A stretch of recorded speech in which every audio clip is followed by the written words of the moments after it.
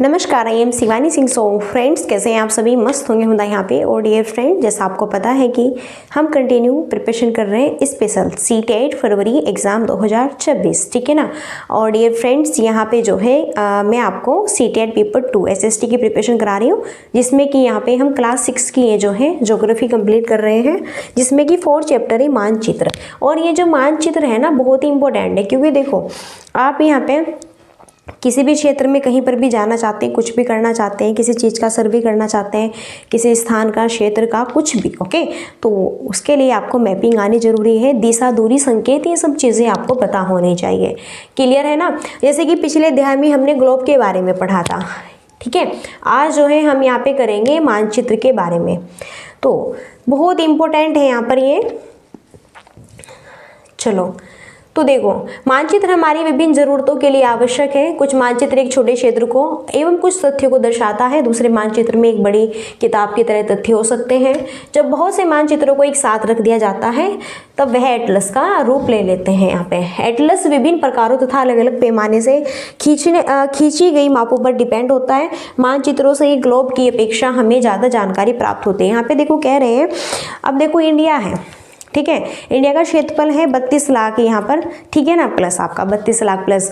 तो आप बताइए कि अगर जो है आपका जो है मानचित्र नहीं होता, तो आप कैसे यहाँ पर पूरे ग्लोब में, वर्ल्ड में, पूरे ग्लोब में, पूरे वर्ल्ड में, ठीक है ना, पूरे वर्ल्ड के जो है मैपिंग में किस तरह पहचानते हैं कि यहाँ हमारा देश कहाँ है, किधर है, किस जो है एंगल का है, किस तरह दिखता है। तो ये सब चीज़ जो है कैसे पॉसिबल है, मानचित्र। और इसे हम छोटे रूप में प्रदर्शित करते हैं, क्योंकि देखो भाई 32 यहाँ पर लाख जो है क्षेत्रफल है।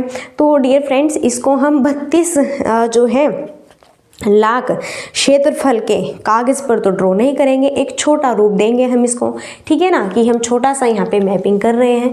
तो बस यही चीज़ होता है। और एक बुक होती है, जिस बुक में यहाँ पर कि आपका जो है इस पेज पर उत्तर प्रदेश का मैप है, नेक्स्ट पेज पर बिहार का, इस तरह 28 राज्यों का या फिर अलग अलग जो है यहाँ पर देशों के, ठीक है ना, चित्र यहाँ पे बने हुए हैं। तो वो फिर एटलस का रूप ले लेती है, जिससे मोटी इतनी बुक हो गई, उसमें बहुत सारे चित्र यहाँ पर हैं। क्लियर है। चलिए, अब देखो यहाँ पर अगर हम मानचित्र की बात करते हैं तो 2 टाइप्स के होते हैं। एक भौतिक मानचित्र होता है और एक राजनीतिक मानचित्र होता है। तो गाइज, यहाँ पे भौतिक मानचित्र की बात करेंगे।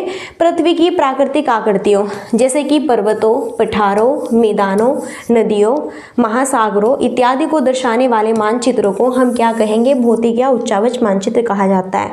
और यहाँ से क्वेश्चन बनता है, वेरी इंपॉर्टेंट, आपसे ये क्वेश्चन पूछा जाएगा कि पर्वत, पठारों, मैदानों, नदियों, महासागरों इत्यादि को दर्शाने वाले मानचित्र को क्या कहते हैं? भौतिक मानचित्र कहते हैं। क्योंकि देखो, पर्वत है, पठार है, मैदान है, नदी है, महासागर है, इन सबको दर्शाने वाले जो मानचित्र होंगे वो यहाँ पर भौतिक कहलाएंगे, सॉरी।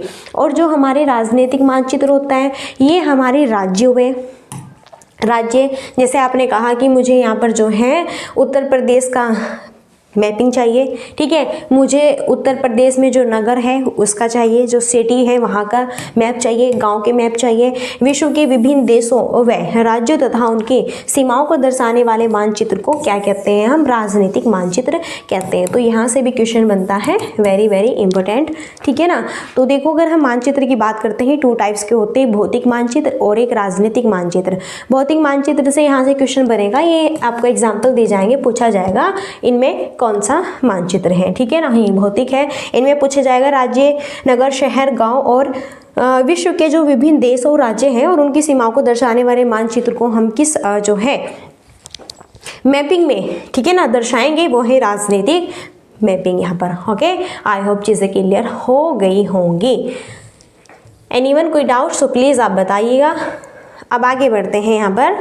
अब हम पढ़ेंगे थीमेटिक मानचित्र, ये क्या होता है। बिल्कुल बहुत अच्छे से मैं सारी चीज़ें आपको समझाऊंगी, इसमें बिल्कुल भी निराश नहीं होना है, ठीक है ना। चलिए आइए, अब हम पढ़ेंगे थीमेटिक मानचित्र के बारे में। थीमेटिक मानचित्र कुछ मानचित्र विशेष जानकारियाँ प्रदान करते हैं, जैसे सड़क मानचित्र, वर्षा मानचित्र, वन तथा उद्योगों आदि के वितरण दर्शाने वाले मानचित्र इत्यादि। इस प्रकार के मानचित्र को हम थीमेटिक मानचित्र कहते हैं। बहुत इंपॉर्टेंट है, ठीक है, विशेष जानकारी प्रदान करते हैं, जैसे कि सड़क मानचित्र हुआ, वर्षा मानचित्र।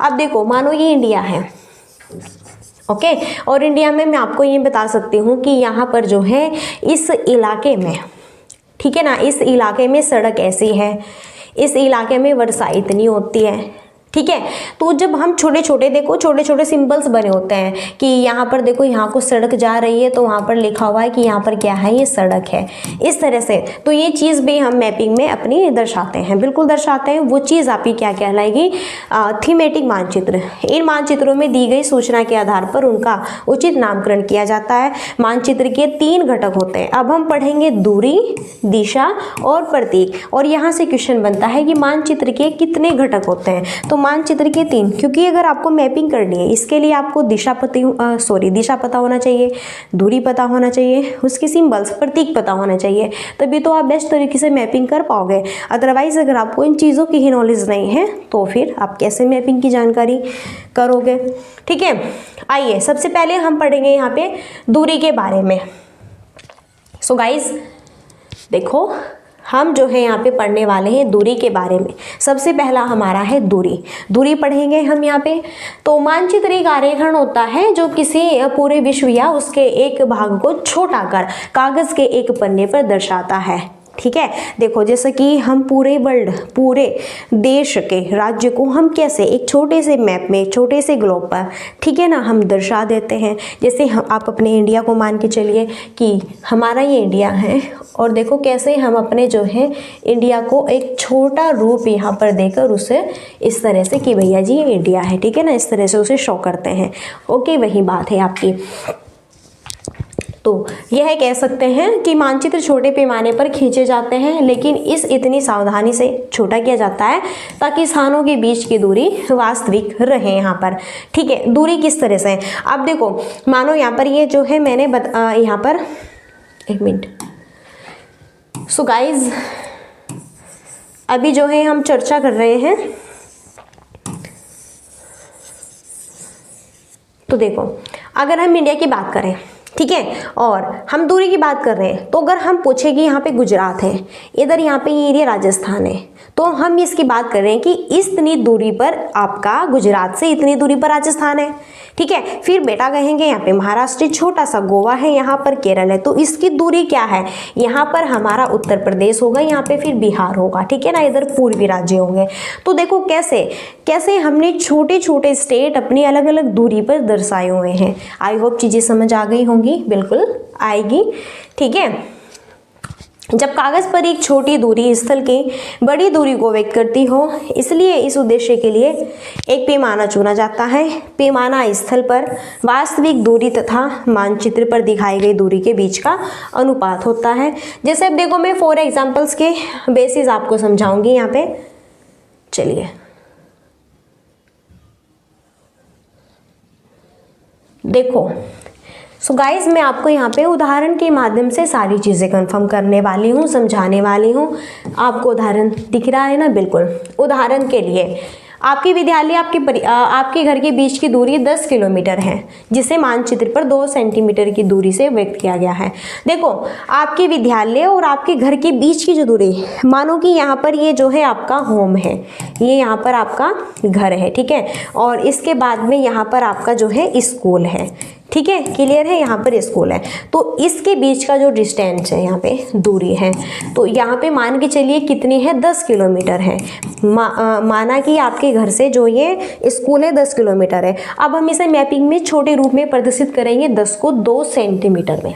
कैसे, 10 को हम 2 सेंटीमीटर में यहाँ पर डिवाइड कर देंगे। देखो 10 किलोमीटर को अब हम 2 सेंटीमीटर के माध्यम से हम जानेंगे, तो उसे हम मानचित्र पर, क्योंकि देखो अब यहाँ पे भैया आप इतना बड़ा तो कागज़ नहीं ले सकते कि यहाँ पे 10 किलोमीटर का कागज़ लेंगे और फिर उसकी पूरी डिस्टेंस यहाँ पे आप दिखाएंगे और फिर उसी आधार पर आप उस चीज़ को दर्शाएंगे, तो ये थोड़ा ही ना होता है। हम छोटा पैमाना यहाँ पर दिखाएंगे, ठीक है ना। चलिए अभी और एग्जाम्पल समझाने वाली हूँ। जैसे इसका अभिप्राय है कि मानचित्र का 1 सेंटीमीटर स्थल के 5 किलोमीटर को दर्शाएगा। अब देखो जो 1 सेंटीमीटर होगा ना, वो 1 सेंटीमीटर आपका 5 किलोमीटर को शो करेगा, समझो। मानो कि 10 यहाँ पे किलोमीटर है, तो 1 जो है सेंटीमीटर में हम 5 किलोमीटर को दर्शा रहे हैं, तो 5 दूनी 10 तो 2, ठीक है। अगर यहाँ पर बेटा जो है आपका 20 किलोमीटर है, 20 किलोमीटर है, तो आप मानचित्र पे उसे कैसे दर्शाएंगे, क्योंकि 1 सेंटीमीटर को हम 5 किलोमीटर में यहाँ पे इंक्लूड कर रहे हैं, ठीक है। तो 1 2 3 4 यानी कि 4 सेंटीमीटर। अब इस 20 किलोमीटर को हम 4 सेंटीमीटर में इंक्लूड करेंगे। आई होप समझ आ गया होगा। जी हाँ, इस प्रकार पैमाना किसी भी मानचित्र के लिए बहुत ही इंपॉर्टेंट होता है। अगर आपको पैमाने की जानकारी है तो आप मानचित्र पर दी गई किसी भी 2 स्थानों के बीच की दूरी का पता लगा सकते हैं, ठीक है ना। अब आप समझ जाएंगे। अभी देखो मैं आपको और भी चीज़ें यहाँ पर समझाने वाली हूँ, जैसे कि जब बड़े क्षेत्रफल वाले भागों जैसे महाद्वीपों या देशों को कागज पर दिखाना होता है तब हम लोग छोटे पैमाने का उपयोग करते हैं। जैसे फॉर एग्जांपल मानचित्र पर 5 सेंटीमीटर स्थल के 500 किलोमीटर को दर्शाता है। देखो जब हमें बड़े क्षेत्र वाले भागों को जैसे महाद्वीप हुआ, देश हुआ, इन्हें दिखाना है तब हम छोटे पैमाने का देखो अगर हमें बड़ी चीज़ दिखानी है तो छोटे पैमाने का हम यूज़ करेंगे। अब यहाँ पर हम जो है 500 किलोमीटर चीज़ को 5 सेंटीमीटर में प्रदर्शित करेंगे, ठीक है, समझ आया। तो इसको छोटे पैमाने वाला मानचित्र कहते हैं। अभी देखो यहाँ पे जब एक छोटे क्षेत्र वाले भाग जैसे आपके गांव या शहर को कागज पर दिखाना है तब हमें बड़े पैमाने का यूज करना है। अब यहाँ पर 500 मीटर की दूरी को मानचित्र पर 5 सेंटीमीटर से दर्शाएंगे। अब देखो उल्टा है, अगर आपको अपने मानचित्र पर जो है बड़े क्षेत्रफल को दिखाना है तब आपको छोटा पैमाना लेना है, और अगर आपको यहाँ पर छोटा क्षेत्रफल दिखाना है तब आपको बड़ा पैमाना यहाँ पर लेना होगा। समझ आया? आई होप समझ आ गया होगा। अभी देखो हमने दूरी क्लियर कर ली, ठीक है ना। दूरी हमारी होती है कि जैसे यहाँ पर ये हमारा घर है और ये हमारा स्कूल है, इसके बीच की कितनी दूरी है, डिफरेंस कितना है, कितने हमारे घर से स्कूल कितने किलोमीटर दूर है, बस ये दूरी होती है। अब हम देखेंगे यहाँ पे दिशा के बारे में। सो आप यहाँ पर देख रहे हैं दिशा। देखो दिशा की बात करते हैं, वैसे आपको पता भी आप इतने जो है यहाँ पर ये नहीं कि भैया बहुत छोटे बच्चे हों, नो। सो देखो ये तो सबको ही पता है 4 दिशाएं, क्या यहाँ पे उत्तर, दक्षिण, पूर्व, पश्चिम। लेकिन सिर्फ और यही नहीं होती है, 8 होती है, क्योंकि उत्तर पश्चिम भी होता है, उत्तर पूर्व भी होता है, पश्चिम दक्षिण भी होता है और दक्षिण पूर्व भी होता है। समझे ना? इस तरह से टोटल मिलाकर 8 यहाँ पर हमारी दिशाएं प्रदर्शित की गई। बिल्कुल होता है, देखो पूर्व पश्चिम उत्तर दक्षिण होता है ना। तो देखो भैया यहाँ पर अगर कुछ चीज़ ठीक है, अगर कुछ चीज़ यहाँ पर जो है शो हो रही है आपकी उत्तर में भी पूर्व में भी, तो हम कहेंगे कि हमारा ये देश उत्तर पूर्व दिशा में है या हम उत्तर पूर्व दिशा में खड़े हैं। अगर पूरे बीचों बीच अगर यहाँ पे बिल्कुल सीधा है ऐसे तो हम कहेंगे वो उत्तर दिशा में। क्लियर है? बहुत सिंपल है। चलिए अभी देखो हम दिशा को पढ़ने वाले हैं। बाय द वे मैंने आपको बताया हुआ भी है। चलिए अधिकतर मानचित्रों में ऊपर दाहिने तरफ तीर का निशान बना होता है। जैसे आपने देखा ऊपर अक्षर उत्तर लिखा होता है, यह तीर का निशान उत्तर दिशा को दर्शा रहा है, उत्तर रेखा कहा जाता है। जब आप उत्तर के बारे में जानते हैं तब आप दूसरी दिशा जैसे पूर्व पश्चिम दक्षिण के बारे में पता लगा सकते हैं। जैसे चित्र में मैंने आपको यहाँ पे सारी चीज़ें दिखाई है और इसमें मैंने उत्तर पूर्व दक्षिण पश्चिम ये सारी चीज़ें शो की है, तो बस यही इसमें बताया गया है, ठीक है ना। तो आपको भी पता है ये तो 8 दिशाएं होती है, पूर्व पश्चिम उत्तर दक्षिण, और किस तरह से जो है यहाँ पर उत्तर पूर्व होता है, पूर्व दक्षिण होता है, पश्चिम दक्षिण दक्षिण पश्चिम होता है और उत्तर पश्चिम होता है, ठीक है। चलिए जो चीज़ इम्पोर्टेंट है वो। अब हम बात करेंगे प्रतीक के बारे में। जी हाँ,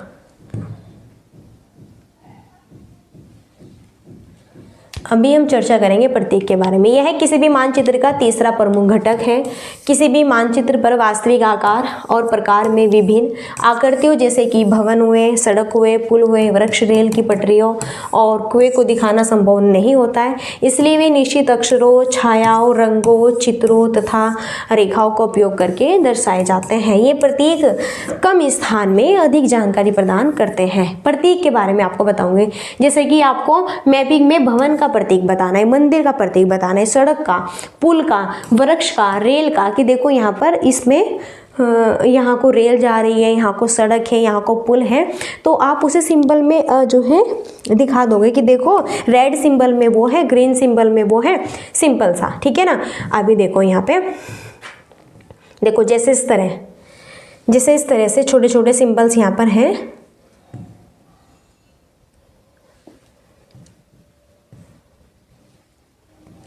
आप देख रहे हैं, जैसे देखो ये रेलवे लाइन, तो इस तरह से हमने बनाए हुए हैं ये सिंबल्स कि भैया जी रेलवे लाइन इस तरह की होती है। इसको पूरा ड्रॉ कर दिया और फिर यहाँ पर इस तरह, ठीक है, बना दिया। तो ये रेलवे लाइन है, इस तरह भी रेलवे लाइन होती है और इस तरह यहाँ पर, ठीक है ना। तो ये जो बड़ी, ये क्या है, ये बड़ी लाइन है, ये मीटर लाइन है और ये रेलवे स्टेशन है। सारी चीज़ें यहाँ पर इन्होंने शो की है। फिर यहाँ पे अंतराल जो है, ये क्या है, ये सड़क है, ये यहाँ पे पक्की सड़क और ये कच्ची सड़क इसलिए दिखाया। ये सीमा है, अंतर्राष्ट्रीय, राज्य, जिला। और ये यहाँ पे देखो, यहाँ पर जो है नदी आपकी, ये देखो इस तरह से नदी में पानी बह रहा है, ये कुआं दर्शाया गया है, ये यहाँ पर तालाब बनाया है और ये नहर है यहाँ पर और ये पुल है। इस तरह छोटे छोटे से देखो, ये मंदिर है, ये गिरजा घर है, ये मस्जिद है और ये छतरी है, ये पोस्ट ऑफिस है, ये पोस्ट ऑफ टेलीग्राफ ऑफिस है और ये पुलिस स्टेशन है। इस तरह से छोटी छोटी चीज़ें आपकी यहाँ पर शो की गई है। देखो ये बस्ती है, ये कब्रिस्तान है, इस तरह से देखो ये पेड़ है और ये घास है। तो ये क्या है, सिंबल से प्रतीक है, हम इस तरह से दर्शाते हैं ना, बिल्कुल ठीक है, समझ गए। के द्वारा मानचित्र से जानकारी प्राप्त कर सकते हैं। मानचित्रों की एक विश्वव्यापी भाषा होती है जिसे सभी आसानी से समझ सकते हैं। इन प्रतीकों के उपयोग से संबंध के एक अंतर्राष्ट्रीय सहमति से ये है, आप इन्हें बहुत अच्छे से समझ सकते हैं, ठीक है ना। तो ये क्या कहे जाते हैं, आपके रूढ़ प्रतीक कहे जाते हैं। कुछ रूढ़ प्रतीक मैंने आपको चित्र में भी दिखाया किस तरह से। तो अब देखो यहाँ से क्वेश्चन बनेगा, अब यहाँ से क्वेश्चन बनेगा, इस चीज़ को बहुत अच्छे से यहाँ पर, यहाँ से उदाहरण के लिए यहाँ पर बनेगा, नीले रंग का इस्तेमाल किसके लिए किया गया, जलाशय के लिए। भूरा रंग का निर्माण पर्वत और पीले रंग के लिए, पठारों और हरा रंग का निर्माण मैदानों को दर्शाने के लिए किया गया। ये बहुत इंपॉर्टेंट है, यहाँ से डायरेक्ट क्वेश्चन पूछेगा आपका, ठीक है ना। तो देखो अगर हम मानचित्र के बारे में चर्चा कर रहे हैं तो यहाँ से क्वेश्चन आपका बन सकता है और यहाँ से सबसे मेनली जो क्वेश्चन बनेगा वो ये भी बन सकता है कि यहाँ पर जो है नीले रंग का इस्तेमाल हमने किस चीज़ के लिए किया, इसमें जलाशय को दिखाने के लिए। भूरे रंग का इस्तेमाल किस लिए किया, पर्वत को दिखाने के लिए। पीले रंग का इस्तेमाल किया, पठार को दिखाने के लिए। हरा रंग का इस्तेमाल किया, मैदानों को दर्शाने के लिए। तो उनको रट लीजिए। अभी हम चर्चा करेंगे रेखा चित्र के बारे में। अभी यहाँ पर चर्चा करते हैं डियर्स रेखा चित्र के बारे में। रेखा चित्र एक आरेखन है जो पैमाने पर डिपेंडेंट ना होकर यहाँ पे जो है याददाश्त और स्थानीय प्रक्षेपण पर डिपेंड होता है। कभी कभी किसी क्षेत्र के एक अच्छे आरेखन की आवश्यकता वहाँ के एक स्थान को दूसरे स्थान के सापेक्ष दिखाने के लिए होती है। मान लीजिए कि आप अपने मित्र के घर जाना चाहते हैं लेकिन आपको रास्ते की जानकारी जो है नहीं है, तो इस प्रकार आपका मित्र अपने घर के रास्ते को बताने के लिए एक कच्चा आरेखन बना सकता है। इस प्रकार कच्चे आरेख को बिना पैमाने की सहायता से खींचा जाता है तथा इसे रेखा चित्र यहाँ पे मानचित्र कहते हैं, ठीक है ना। तो यहाँ से पूछा जा सकता है रेखा चित्र मानचित्र किसे कहा जाता है। तो मैंने आपको बताया कि जहाँ पे कच्चे आरेख को बिना पैमाने की सहायता से, कि हमने बस बिना पैमाने की सहायता से हल्का बोलकर मैंने बना दिया। जैसे यहाँ पे मैंने बना दिया कि देखो यहाँ पर मेरा घर है, ठीक है, और यहाँ पे मेरा स्कूल है। मैंने बना दिया खुद बिना पैमाने के, ऐसे ही बना दिया। वो होता है रेखा चित्र मानचित्र यहाँ पर, ठीक है। चलिए अभी यहाँ पे देखो, अभी हम पढ़ने वाले खाका किसे कहते हैं। मोस्ट इम्पोर्टेंट यहाँ से क्वेश्चन बनते हैं एग्जाम में। तो जहाँ से क्वेश्चन बनते हैं वो चीज़ मैं आपको बता दे रही हूँ, ओके। अब देखो यहाँ से कैसे क्वेश्चन बनेगा। एक छोटे क्षेत्र के बड़े पैमाने पर खींचा गया रेखाचित्र खाका कहा जाता है। तो यहाँ से क्वेश्चन बनता है कि खाका किसे कहते हैं। तो एक छोटे क्षेत्र का बड़े पैमाने पर खींचा, एक छोटे क्षेत्र का, देखो एक क्षेत्र छोटा है, एक छोटे क्षेत्र का, ठीक है ना, बड़े पैमाने पर उस चीज़ को हम खींच रहे हैं, वो यहाँ पर खाका यहाँ पे रेखा चित्र कहलाएगा। एक बड़े पैमाने वाले मानचित्र से हमें बहुत सी जानकारियाँ प्राप्त होती हैं, लेकिन कुछ ऐसी भी चीज़ें होती हैं जिन्हें हम कभी कभी जानना चाहते हैं, जैसे किसी कमरे की लंबाई हुई, चौड़ाई हुई, जैसे मानचित्र में नहीं दिखाया जा सकता, उस समय हम लोग बड़े पैमाने वाले रेखाचित्र खींच सकते हैं, जिसे खाका कहा जाता है। मानो यह हमारा रूम है और हमें अपने कमरे की लंबाई, चौड़ाई, लेंथ और ब्रेथ ये सब चीज़ चेक करानी है, देखनी है। ओके, तो इस चीज़ का मानचित्र करने के लिए ये हमारा खाका मानचित्र यहाँ पर कहलाएगा। आई होप क्लियर हो गई होगी, ठीक है ना। इस तरह से देखो मैंने सारी चीज़ आपको समझाई है, मोस्टली चैप्टर फिनिश हुआ। और देखो यहाँ से देखो इस तरह से क्वेश्चन बनते हैं कि नीले रंग का इस्तेमाल किसे दिखाने के लिए किया गया है। तो नीले रंग का इस्तेमाल किसे दिखाने के लिए किया गया था, पर्वतों को, ठीक है ना। इस तरह से क्वेश्चन आपके बनते हैं एग्जाम्स में। आई होप आप यहाँ पर इस चीज़ को ध्यान रखें। तो पैमाना किस लिए आवश्यक होता है, पैमाना आप किस लिए करते हैं, ठीक है, सारी चीज़ें मैंने आपको समझा दी है, बता दिया है। तो गाइज यहाँ पे ये चैप्टर भी हमारा फिनिश हुआ। आई होप चैप्टर आपको बढ़िया लगा होगा, मस्त यहाँ पे पसंद आया होगा। अगर कोई भी इश्यूज़ है, पसंद नहीं आया कुछ भी, ठीक है, तो आप मुझे कमेंट बॉक्स में बता सकते हैं। आज का चैप्टर यहाँ पे था मानचित्र, जो कि बहुत ही ग्रेट चैप्टर था ये हमारा आज का, और यहाँ से क्वेश्चंस आपके मोस्टली बनते हैं एग्जाम्स में। सो गाइज अब यहीं पर हम अपनी वाणी को देते हैं विराम और मिलते हैं नेक्स्ट सेशन में। और तब तक के लिए so thanks for watching, keep study and bye bye, take care, जय हिंद, जय भारत, नमस्कार।